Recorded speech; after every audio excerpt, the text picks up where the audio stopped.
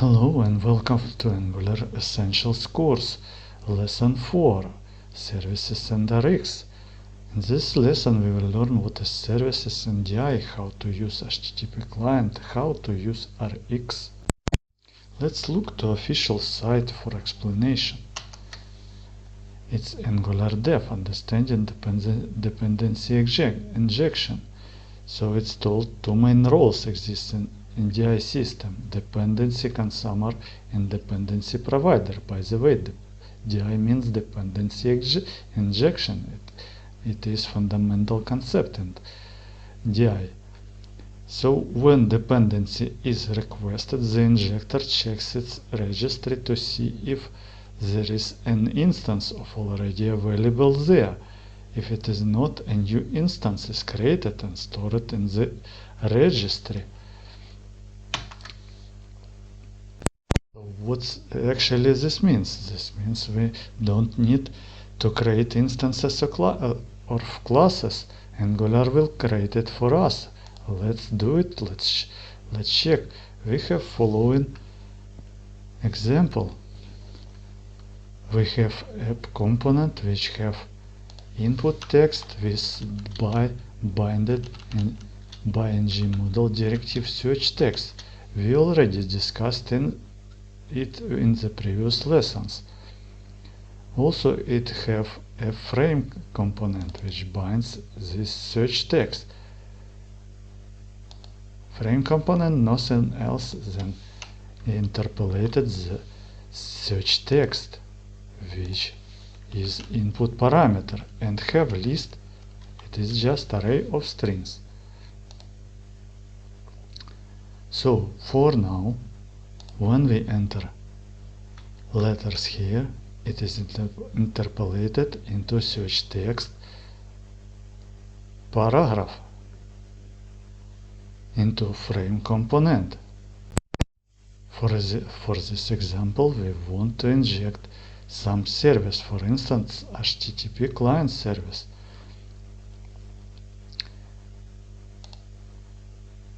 We need to put it into constructor, and Angular will create an instance for us, but we need to also instruct our service as our Angular how it will be created. Go to config, and here the explanation how it's created. Let's check on the official site. Setting up HttpClient. So providing with dependency injection, we injected this way. So for now we have HttpClient.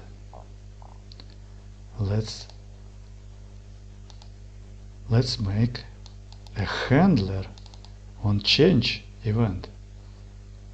For this reason we need to implement on changes interface. We discussed also on previous lesson.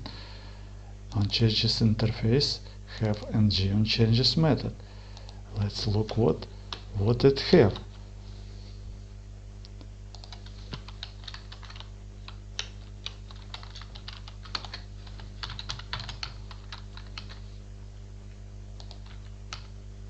It have changes object, but we need our search text.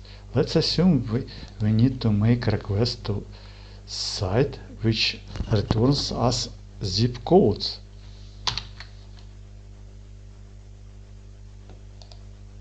We will look from this site. We will look their API, use their API for our example.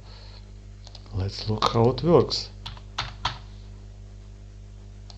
It have following request and response. Let's get it and use in our examples. So we will write make HTTP request with search string. Check if text is null. Then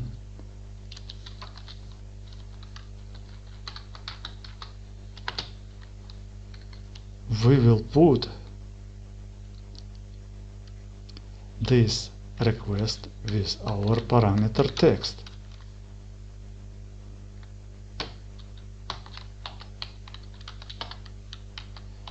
And make call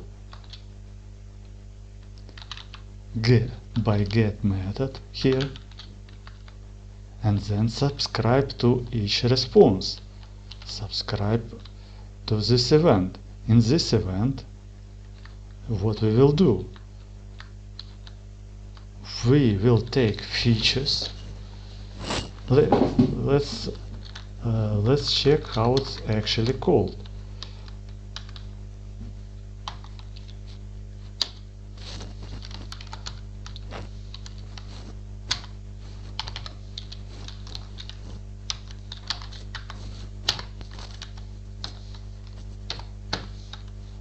Let's check how it's actually work. Make request on every change. This search text. So every change we make request with search text, and look at what happens. Let's look. So it have array of features. Each feature have desired object. Let's put they together to list.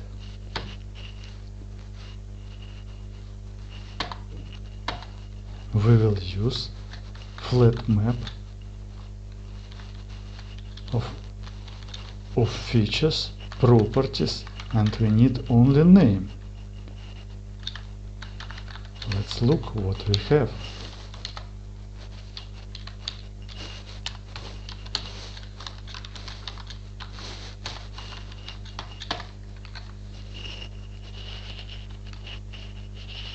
So we have a list of our states, found states from those sites with zip codes. Very beautiful. So what we want to do next? To link. We already have list. We can show this list. We don't actually need this interpolation for now. We can show this list. If search text is not empty, we can show by for operator items in list, in our list. List is our variable. Track its special syntax for operator. You can read on the official site and just put items. Let's look. It works. It shows list of some entities. It's I suppose cities. Okay, but what is wrong with this solution? It reacts on each typing. How we can improve it? We can use React libraries, React pipelines to improve it. For this reason, we need to accumulate requests and do for instance every 1 second a request. For this reason, we will need special object, input subject. It's subject class.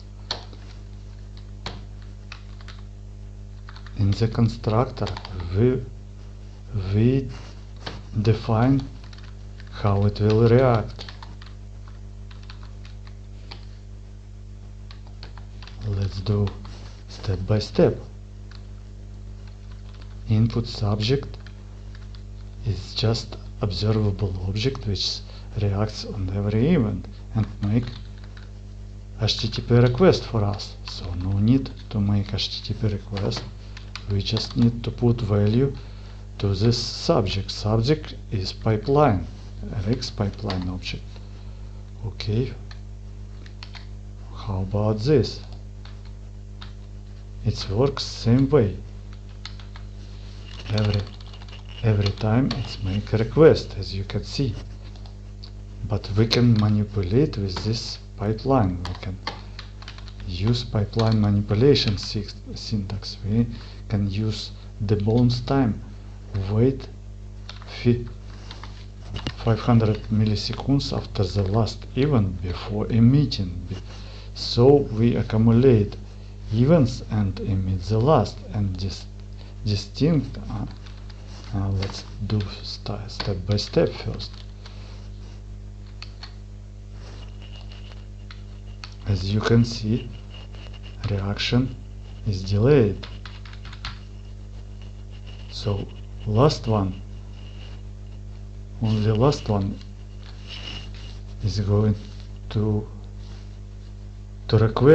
be requested. But there is another feature. If we put A then A, it requests twice. And for this reason we need this filter. Let's check. It only calls A, so ignores our intermediate calls. This simple example works perfectly. Thank you very much.